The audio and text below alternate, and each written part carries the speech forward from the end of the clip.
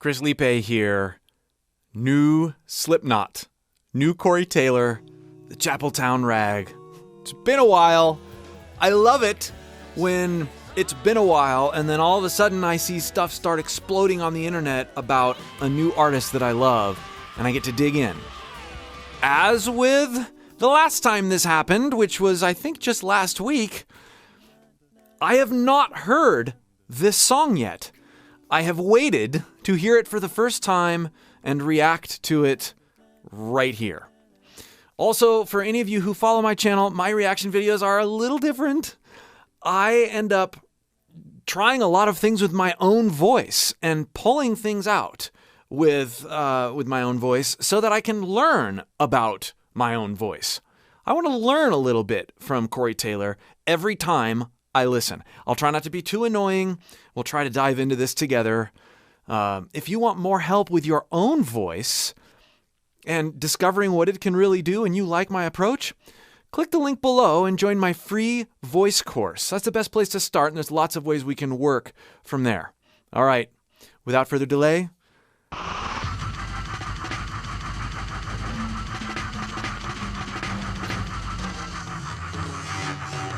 all about it if you want to know.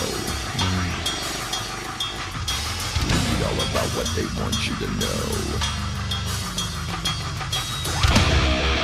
Everything is gone alone.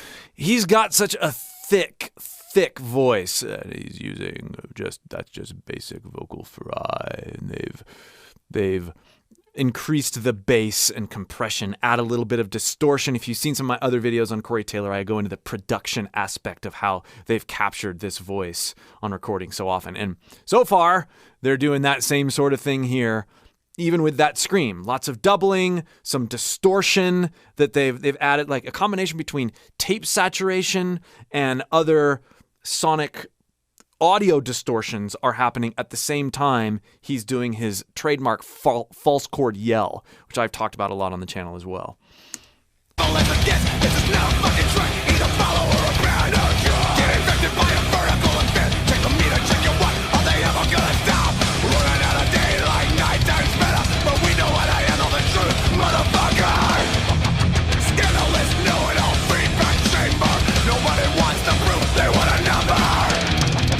It's really fun to try to pick out in any Slipknot recording, but right now too, when they decide to double the vocals and where they decide to place them in the mix. You know, you can hear, go back and listen to this a bunch of times without me yapping through it, the original recording, and you can hear that sometimes these screams and yells are placed out here, they're panned and doubled, and he's using slightly different performance techniques on them each time, and then sometimes it's just one guy, like right in the middle. That's part of what makes Slipknot recordings so fun to really get immersed in, because the immersive vocal production is, it's more than a lot of vocal production things in this genre.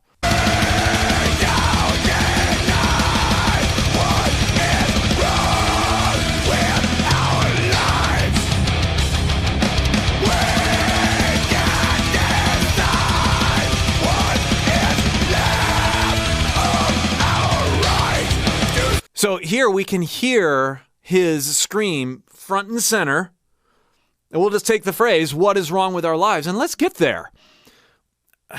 I've done this on other videos, and it gets mixed responses, because how could we get to this level of intensity by doing what I'm about to show you? Well, you really can't. But in order to get to this level of intensity and not totally jack up your voice, you have to be willing to let your voice go in some ways. And what I like to do to coax my voice into a scream, yell, false chord engaged, highly compressed vocal like this is to pick a pitch. What is wrong with our lives? That I'm going to crack a lot on. So in other words, I'm not just going to yell. I'm going to start by just, okay, what is wrong with our lives? What is wrong with our lives? And this is a great phrase to do it over. Ah! I've chosen a pitch that my voice is uncomfortable with, and so it cracks in and out, and I'm accentuating the crack. What is wrong And then I'm leaning in to where my voice cracks, and then adding airflow, adding compression, adding support to it. And what Corey does is he tends to elongate, really open up, very open throat. And he's likely he didn't discover his false chord engagement like I'm showing you here. But this is a great way, if you haven't yet, to discover how to engage your false chords so that you can scream and yell and get lots of distortion out of your voice without trashing it. What is wrong with our lives? What is wrong with our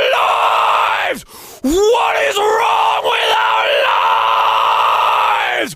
What is wrong? And then we can manipulate the pitch a little bit once we've really gotten in there. What is wrong with our lives? Higher. What is wrong with our lives? Lower. And then you start doubling this stuff. You start adding clean vocals behind it. Gold. All right, let's listen on.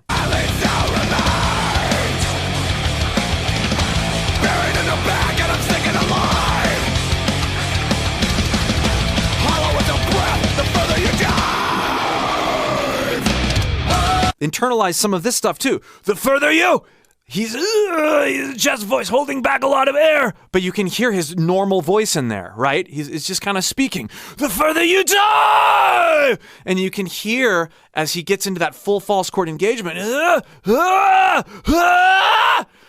If you peel back the layers a little bit,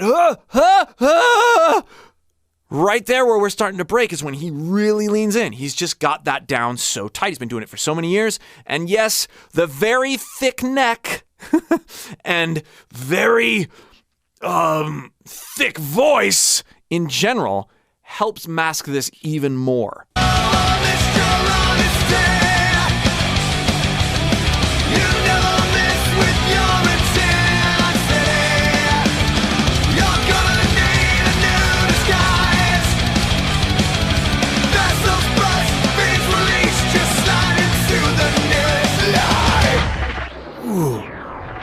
Nearest lie! Don't worry about sounding exactly like him, but try this. Start singing sorta clean in a comfortable chest range, and then erupt into an abandoned scream! Abandoned scream! Going from singing into abandonment is a really, really awesome thing to experiment with your voice. But it starts like this. Sing, sing, sing, sing, and scream! All the ligatures are getting tight. Lay a style, murder another mouth before the trial. Scalpel and then you scalp from the fucking death. Kills for the other vampires and surrogates. It's a ploy for attention and evidence. All your fucking monsters are flaws in your common sense. Do the dance while the shovels are breaking dirt. Everybody mind your fucking business or you get hurt. We now deny what is wrong with our lives. This stuff sounds, I think, almost as intense as the Iowa era of his vocals, but there's a healthier bent to it. He's got that yell, connected chest voice, false chord engaged thing going on, but it sounds healthier. But it doesn't sound diluted in any way. That's really hard to do.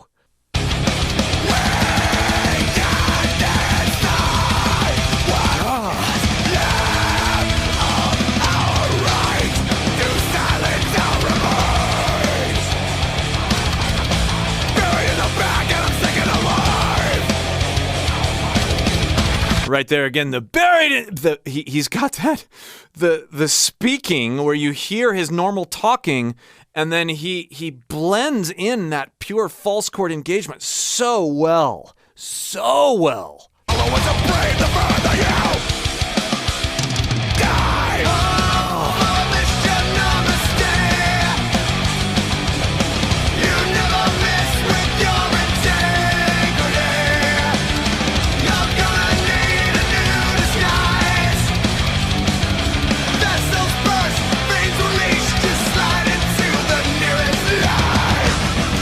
I love how they chose to do the harmonies, and then they left some lines alone, and then they have that gang of Corey harmonies there. It's really, really neat. It fits the mix really well, and it sets up some of these, nearest lie stuff. It sets that up really well because you've got this soundscape of vocalists, narrow singing, and then you've got that doubled, very subtly doubled nearest lie scream right there in the center, playing with the spectrum as well as all the vocal textures. So awesome.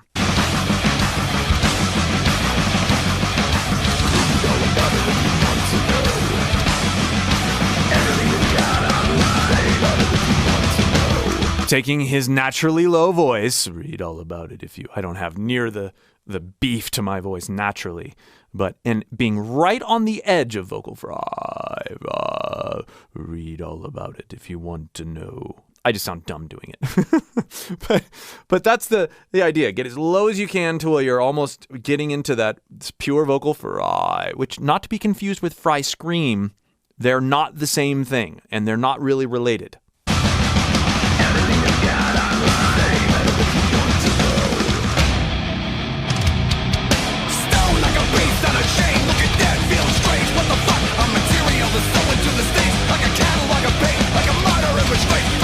It sounds like there is a lot of animosity about social media and online usage from this song, which I am happy. I am happy that guys like Corey Taylor are speaking out and they have the platform to expose what an addiction this can be and how harmful it can be to really living your life. Neat that he's going down that road. With a whip and a stronger every day. I'm a knife, I'm a gun, I'm a slit, I'm a scar, I'm a scream, I'm a death, I'm a threat, I'm afraid that you will never understand, I'm not the same. You better call the triple night, I wanna fight. That you can only recognize, I'm afraid, I'm afraid, I'm afraid, I'm afraid. Oh, vintage Corey Taylor. Did you hear how he came off that afraid? I'm afraid. I'm afraid. I'm exaggerating a little bit there, but he has this, you can hear this on the Iowa era a lot too. But he is just completely immersed in torment when he's delivering these vocals. He means every texture and every layer. It's not a lot of vocalists can capture this in recordings the way that he does. And I know that in past I've read articles about how he was cutting himself during the recording process and getting glass bottles thrown at him and getting beat up while recording. And you can hear that kind of thing. It'd be interesting to know if that sort of thing returned here, or if he's just gotten even better at capturing the torment without having to, in his voice, without having to physically get physically abused at the same time. But the other thing that I love about this little section here is he's talking and sort of not rapping, but aggressively speaking, and then he's got these yells over to emphasize certain words. So he's able to just yeah, and the middle vocal, the guy that's narrating, isn't changing he's kind of arcing his intensity up. He is in one of the Corey Taylors. And then he's got this gang of this angry mob that's panned out here. Again, another production thing, which wouldn't be possible without the amazing versatility of Corey's voice in the first place. When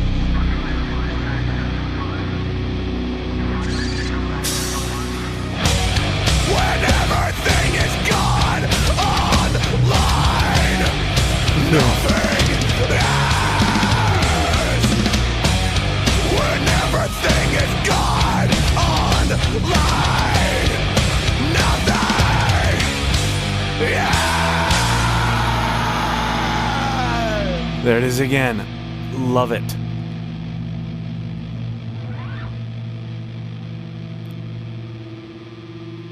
Oh.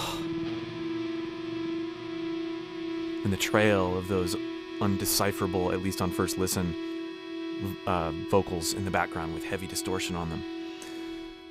It is great to hear Corey in this way after many years.